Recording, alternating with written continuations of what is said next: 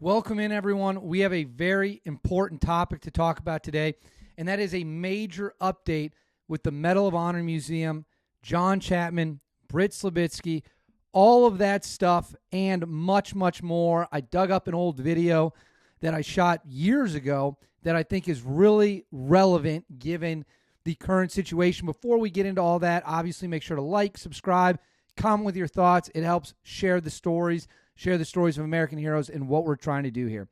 So, as previously discussed, there was speculation, worries, concerns, whatever you want to call it, that John Chapman would not be honored with his own exhibit in the National Medal of Honor Museum, which opens in March down in Texas.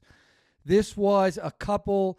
there were multiple videos. The point guy was Nate over at Valhalla VFT, and he did a lot of legwork, did a lot of research, emails, all that stuff. He has a great 20-ish minute breakdown of the entire situation. That is linked in the comments below. There's also a petition linked in the, sorry, not the comments. It is in the text, the description right under the video.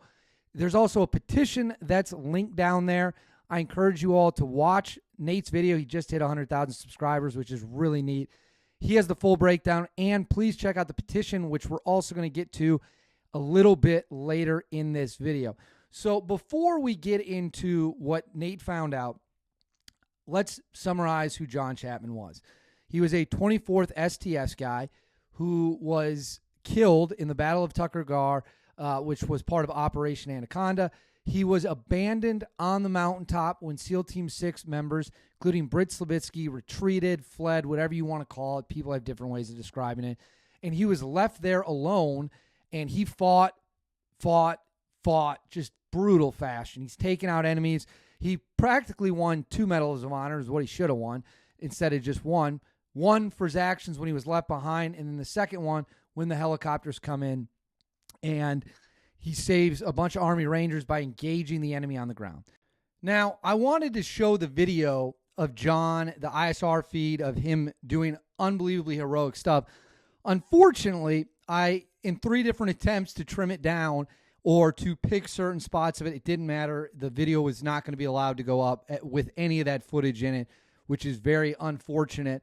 But I'm happy to describe, obviously, as you know, what happened, because he saved the Army Rangers that were coming in. He fought by himself for a long time. The video is in the description below. You can please go watch that. Please check out the footage.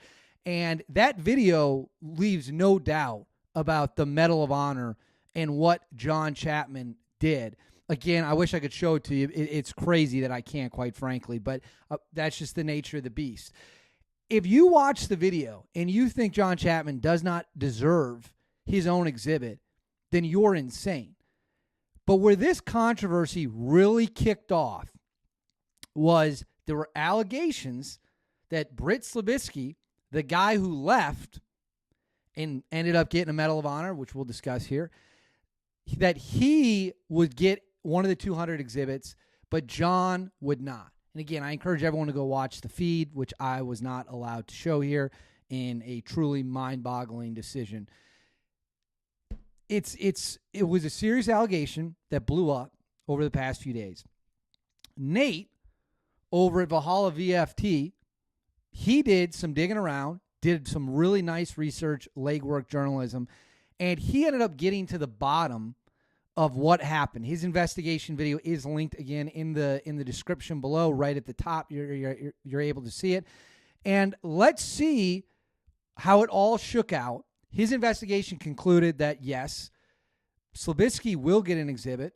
No, Chapman will not. Let's watch a very short clip from his video, which is about 20 minutes long. You should all go watch it. He lays out everything there is. It's linked below. Give it a check out. Let's watch this real short clip.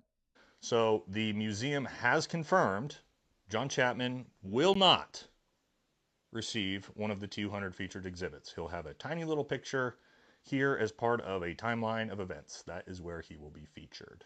So there you have it. Again, watch Nate's full 20-minute video, and you should really also subscribe to his channel. Like I said, he hit 100,000 followers. Pretty cool. He has a great breakdown. He shows the emails. He shows a lot of stuff that's in there. And the conclusion from what he found in his research is that rumors and claims that John Chapman will not have his own exhibit, one of 200 exhibits, but Britt Slabisky will, the guy who left him behind. It's true, according to what he found. It's 100% true via his research.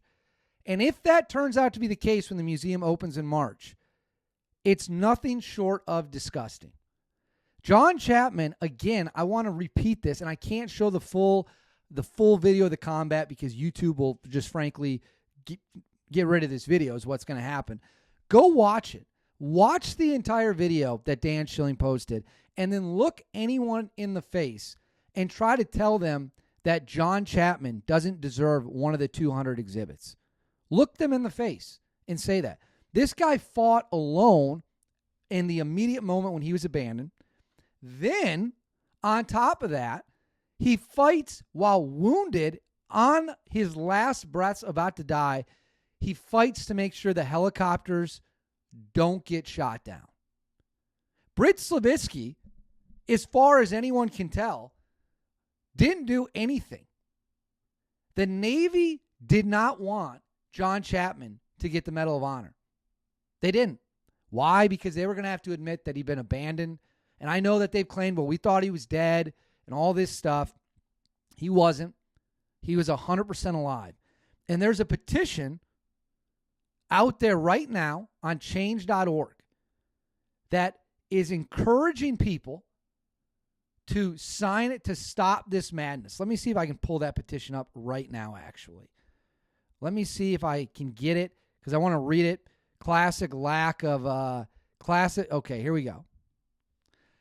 It is demand for John Chapman's full exhibit in the National Medal of Honor Museum. It has 2,800 signatures. It states, we ask the National Medal of Honor Museum to revise their decision to not represent John Chapman's sacrifice and deeds amongst the exhibits. The museum's choice to honor Britt Slabisky without acknowledging John Chapman appears influenced by politics and seems like an extension of the Navy special warfare efforts to diminish John Chapman's contributions. It must be noted that John Chapman, only the second recipient recorded for his actions, is an invaluable source of historical authenticity. The omission of this crucial element from the exhibits is an ill-conceived misstep and disservice to Chapman's memory, to his bravery, and to the sacrifice he made for his nation. Please revisit this decision and consider paying fitting tribute to John Chapman in one of the 200 exhibits. Again, that's at a little more than 2,800 signatures at the time that I am filming this. And what people are going to argue, and I think reasonably argue, Britt Slabisky's on the board. That's a fact. It doesn't take a genius, even if it's not what happened. Let's just look at the optics. The optics are that the guy, the SEAL Team 6 guy who left, who's on the board, who also got a Medal of Honor that is very controversial, he gets his own exhibit. But John Chapman, the CCT they left behind on a mountaintop, does not. The optics of that are terrible. I had to stop myself from using some language I shouldn't. It's either the world's greatest accident coincidence or there was an actual effort to make sure Chapman didn't get that medal. Didn't get that exhibit. The National Medal of Honor Museum needs to fix this. It looks like the Navy or people tied to the Navy once again have done something to stop John Chapman from getting the recognition he deserves. And this is not new. I interviewed Dan Schilling years ago. This is the video I was talking about. I interviewed Dan Schilling years ago, and I asked him if people had tried to apply pressure about the story Alone at Dawn, his great book. And he made a point that people have tried to push narratives that are just not backed up by evidence. Who's pushing those narratives? Probably the people that would have to admit that Chapman was abandoned and left alone on that mountaintop. Let's watch this clip right now from my interview with Dan Schilling. Did anyone try to pressure you off of telling John Chapman's true story? I don't think anybody tried to do that. I had in the course of some of my engagements with certain people from specific communities where they would try and tell me that my conclusions were wrong. But I'll tell you, forensic pathology and radio communications simply don't lie. Right. And it tends to center around the video. Well, it's this or it's that. What's it mean? And man, that video has been reviewed by the NGIA and the FBI, and everybody has looked at that video.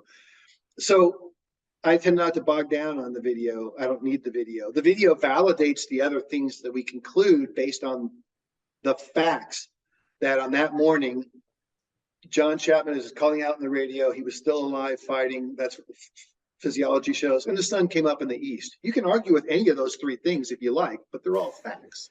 So, and the sun was up while John was alive. So there's some of this narrative like, well, the enemy was so confused by the presence of our operators on the mountain, they were killing each other from a distance of 20 feet, guys who lived together and built these fortifications over the period of several weeks were killing each other in daylight. What? No, how could that happen? So, when you're desperate to try and draw another conclusion, you'll start to draw on different little facts and very small discrepancies or gray areas to try and pull a thread to arrive back at a conclusion that makes you feel better about what you want to say. The other thing that happened when I was writing this book, a friend of mine who's kind of a writing mentor, who's written some brilliant books on military and special ops. He's multiple New York Times bestseller, and he's never been in the military. And I was wrestling with this. I'm like, hey, I'm trying to get this information from these guys. I'm getting stonewalled here, or these guys won't talk to me, and but all the evidence. This is where I've landed. And I said, and he knows me well enough to know I'm a Buddhist, man. I'm not looking for conflict in my life. I'm like, this is going to be controversial in some circles, but the facts are irrefutable. I said, I'm not, I'm struggling with this. And he's like, well, there's nothing to struggle with. You don't care if you're on somebody else's Christmas list. Your facts have led you to where you are. This is what you have to write. And I was writing that. It wasn't a question of, I wasn't doubting what I would put down, but it was just this, I'd never been in that space before as a writer, because when you put out a book like Alone at Dawn for the world to read, everybody who reads that book has the right to judge it. Everybody who reads that book has the right to tell you, the author, what the book's about, because that's what the book's about for them. It's the same with music. You can listen to a U2 song, Bad is a brilliant song, or Sunday Bloody Sunday. Like, these songs are about events. But what that song means to me as an American is very different to somebody who lived through the troubles of the 70s in Belfast. So, that was a new experience for me, and I've since learned how to navigate that better because I've published more books, and you have to be able to stand behind what you've written. So, in conclusion, we have Nate's findings that John Chapman is not going to get his own exhibit, but Britt Slavitsky will. Shout out to him for the nice reporting. We have the petition, which is also linked below, demanding something be done about this. I could not agree more. It's completely unacceptable if that's what happens when the museum opens in March. And we have old videos that essentially prove this is the same story over and over and over again. They just won't let John Chapman have his moment. There's just so much controversy. Can we just admit what happened? The guy gave his life to protect not just the people around him, but the rescue team. He was left alone to die. That's the truth. And he spent the final moments of his life saving strangers, the rescue team, the Rangers. Those helicopters could have gone down.